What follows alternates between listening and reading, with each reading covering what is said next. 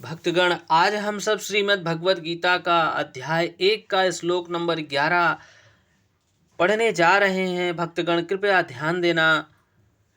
अन्येषु च सर्वेषु यथा भागम वस्थिताः भीष्ममेवाभिरक्षन्तु भवताः सर्व एव हि। अतएव सैन्य व्यूह में अपने अपने मोर्चों पर खड़े रहकर आप सभी भीष्म पितामह को पूरी पूरी सहायता दें।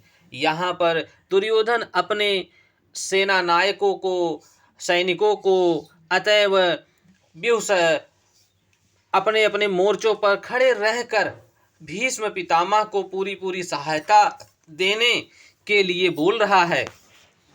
भीष्म पितामह के शौर्य की प्रशंसा करने के बाद दुर्योधन ने सोचा कि मोर्चे पर कहीं कोई दुविधा न उत्पन्न हो जाए, अन्य योद्धा या न समझ लें कि उन्हें कम महत्व दिया जा रहा है। अतएव दुर्योधन ने अपने सहज कूटनीतिक ढंग से स्थिति संभालने के उद्देश्य से उपर्युक्त उसने बलपूर्वक कहा कि भीष्म देव निसंदेह महात्म योद्धा हैं, किंतु अब वे वृद्ध हो चुके हैं। अतः प्रत्येक सैनिक को चाहिए कि चारों ओर से उनकी सुरक्षा का निर्णय ध्यान रखें और हो सकता है कि वे किसी एक दिशा में युद्ध करने लगें और शत्रु इस व्यस्तता का लाभ उठा ले।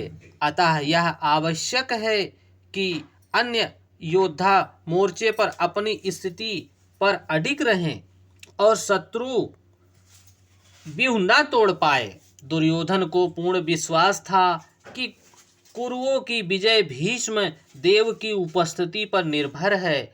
उसे युद्ध में भीष्म देव तथा द्रोण के पूर्व सहयोग की आशा थी, क्योंकि वह अच्छी तरह जानता था कि इन दोनों ने उस समय एक शब्द भी नहीं कहा था जब अर्जुन की पत्नी द्रौपदी को असहाय अवस्था में भरी सभा में नग्न किया जा रहा था और जब उसने उनसे न्याय की भीख मांगी थी, यह जानते हुए भी कि इन दोनों सेनापतियों के मन में पांडवों के लिए स्नेह था। दुर्योधन को आशा थी कि वे इस स्नेह को उसी तरह त्याग दें जिस तरह उन्होंने द्रुत क्रीड़ा के अवसर पर किया था। यहाँ पर भक्तगण ध्यान देने की बात है, दुर्योधन को पूर्ण विश्वास है और पूर्ण निर्दिष्ट विश्वास है कि कहीं वो भीष्म और द्रोण कहीं दुर्योधन को अलावा अर्जुन, भीम, नकुल, सहदेव के स्नेह को अपना कर कहीं उनकी तरफ स्नेह से कहीं युद्ध में स्नेह न दिखा बैठें।